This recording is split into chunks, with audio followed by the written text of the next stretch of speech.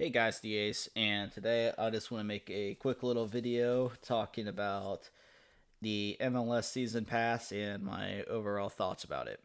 So, if you don't know, I am a big FC Cincinnati fan, and I was excited for the launch of the 2023 season, given that we did pretty well in the playoffs. We did beat New York Red Bulls, and we did hold off Philadelphia to only one goal.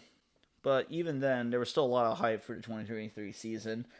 And the 2023 season actually launched last weekend as of the recording of this video, which was pretty exciting.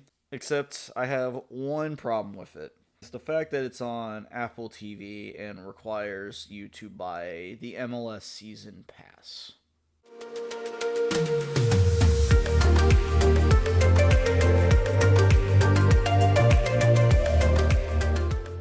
So I remember last year before this whole thing launched that there was advertisements saying the next season of the MLS will actually be hosted on Apple TV. All the games will be streamed there.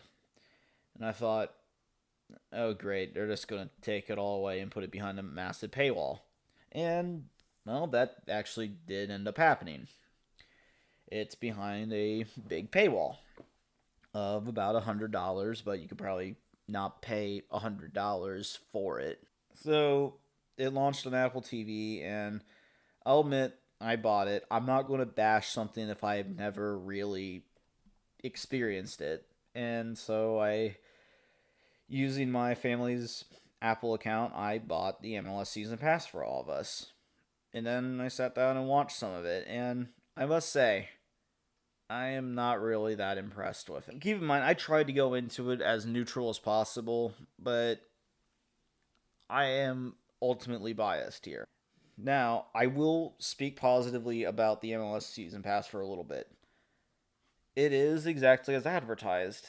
It was all streamed, all the games were there, with no blackouts or interruptions or anything.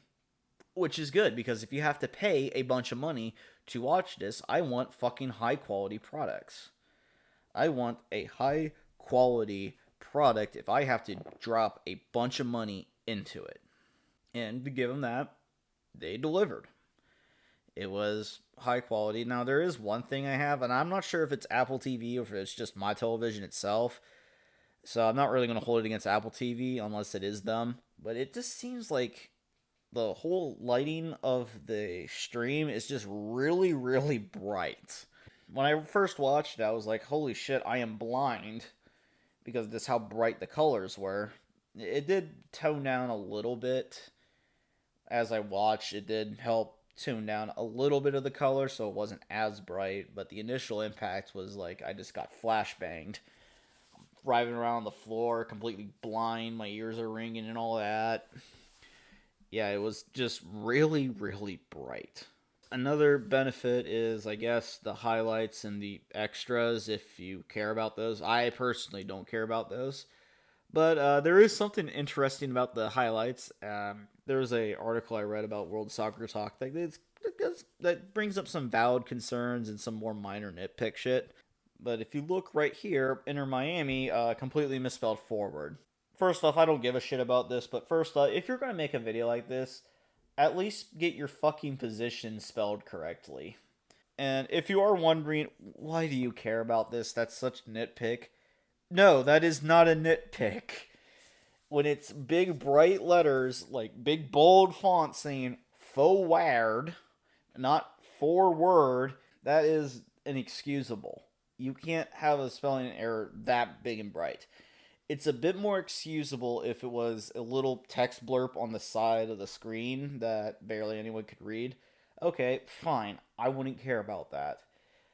Not when it's big and bright and bold in front of everyone's face, and it just makes you look like a bunch of fucking idiots, and it makes the whole platform look like there's no quality control, and they're not even checking the spelling of basic soccer positions. There was that whole thing.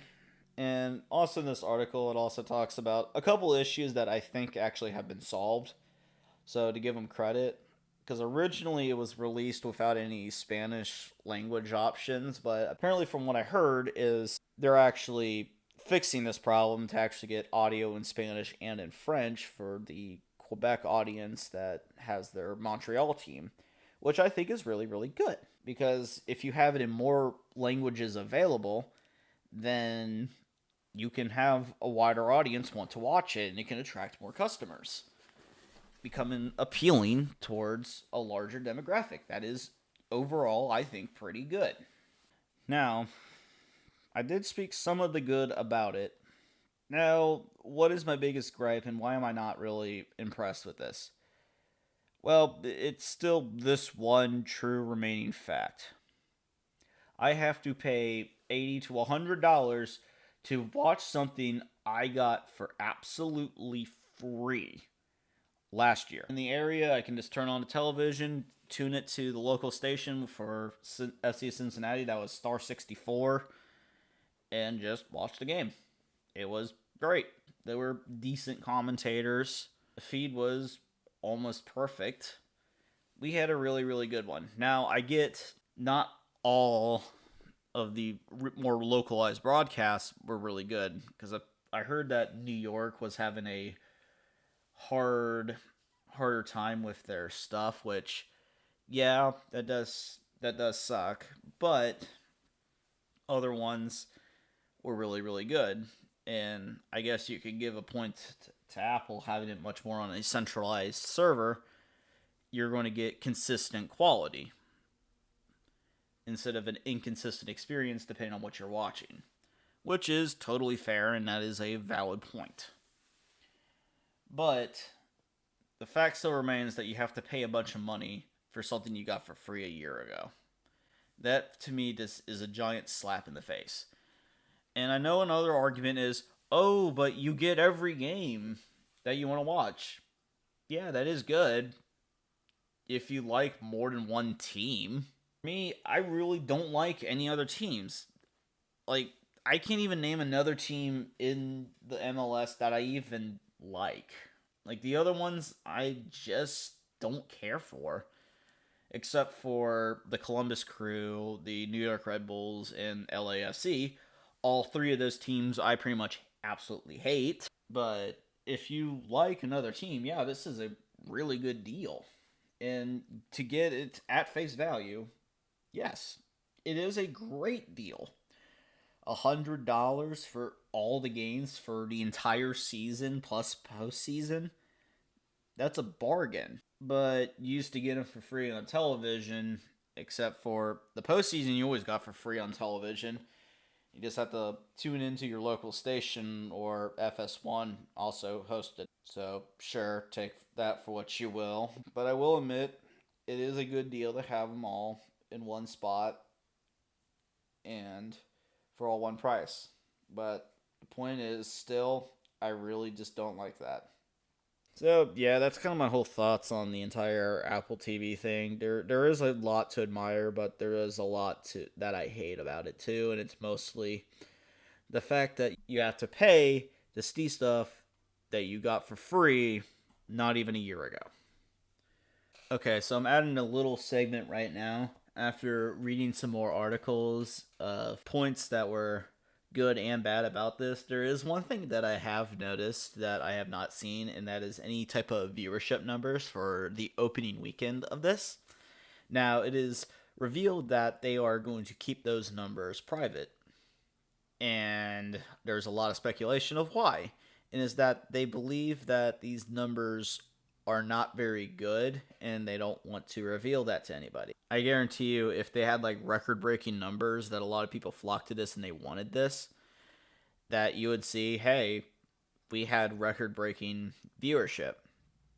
But since that they're completely silent on this, it is highly unlikely that they actually broke any type of viewership, and it's quite possible that they have very low viewership of this.